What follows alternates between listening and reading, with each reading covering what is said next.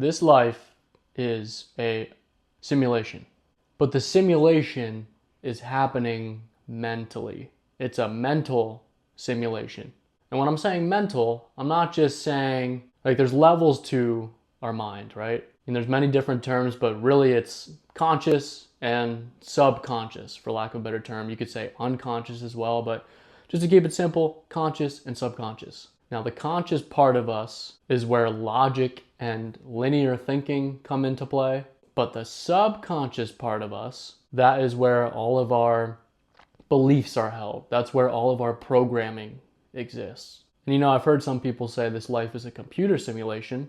Really, what I've been thinking is that the technology that was used or discovered or whatever to create computers, to create the internet, to program computers, it is the same underlying technology that our DNA uses. Our DNA stores information. It stores, I don't even know how many terabytes or not gigabytes, whatever's bigger than that, amount of information that it holds. It is the same technology. See, we see life and we think that there's tons of different causes to everything that happens, right? And I'm gonna try to explain this the best that I can. It's a really abstract thought, but underlying everything that exists in our entire life, everything that exists there is one program or technology or the same programming that creates everything that we see in different variations. And so all that to say, we need to figure out to really master this reality, to control this reality, because we know that our outside world is responding to our inside world. It's responding to our subconscious. It's responding to the beliefs that we have about the world that we're not even aware that we actually believe these things, right? Things that have become so hardwired into us, and we just think it's second nature that we're running on this program, that we're running on this limited thinking program. I was just sitting at my desk the other day and I had this realization hit me. I can literally choose to be calm. I can choose to be relaxed. I felt everything that I was stressing over just wash over me, just wash away. And the more you pull yourself out of acting automatically, I think it's good to act spontaneously for sure. It's good to act on your intuition. It's good to act on your impulses sometimes. But if we are stuck in a place that we don't want to be, if we are being someone that we don't want to be, if we are a victim to disempowering habits, addictions, whatever, then we have some kind of bug in our system, bringing it back to the computer, right? Some kind of, whatever we picked it up from, sometime in our life, maybe a past life, we picked up this thought habit and our beliefs, and it really distorted our perspective of how we see the world.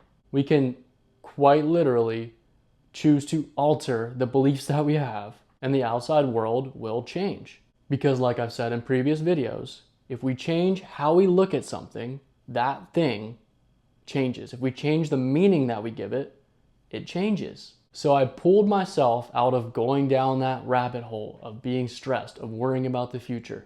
And I remembered that I could fully choose to be calm.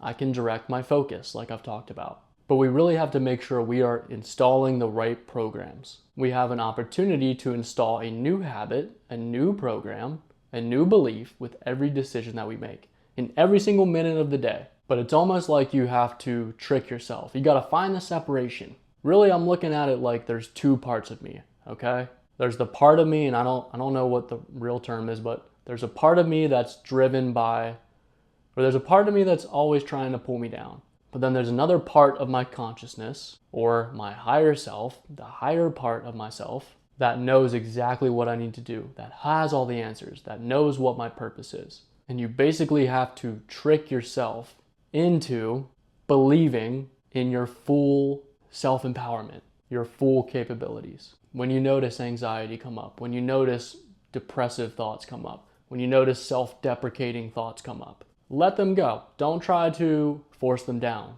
Just let them go, but really try to examine, why are they happening? What triggered that thought? What triggered that insecurity? And the more you study it and analyze it, it stops becoming this like obscure thing. All of a sudden, there's a solution that's going to arise. The solution is you're making it all up. You're making it all up. I think we can, if we get to a certain point, I think we got to clear away a lot of false programming and conditioning and limitations, but we can get to a point where we become the creator. And I don't really talk too much about religious beliefs, but I'm going to say this. I don't really believe that God is a separate entity from us. I believe we are offspring, maybe a fraction, a variation of God. I think everything's a variation of God, but we have God-like capabilities in us.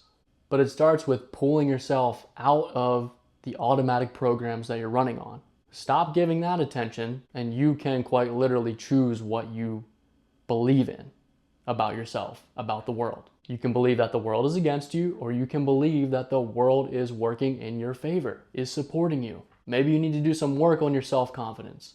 Maybe you need to get a little bit of discipline to start to develop that belief in yourself, that you are capable of anything. Your subconscious is smart. You will reject certain things you try to tell yourself at a subconscious level if you're not really believing it, if you don't really have proof of it. So maybe you got to go get some proof about it.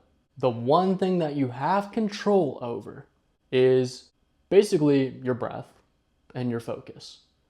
Basically everything inside of you, but we have this war going on inside of us. It's time to let that lower version of us go and step into the higher version of us. We can let all of our limitations go. We just have to kind of start to be aware of what's limiting us and why it's limiting us.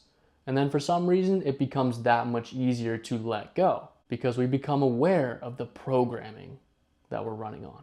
But we gotta stop looking outside of ourselves for the solution. I'm gonna say this every freaking video if I have to. The solution is all in here. Life is responding to your internal. We do the work to become aware of what's going on in here.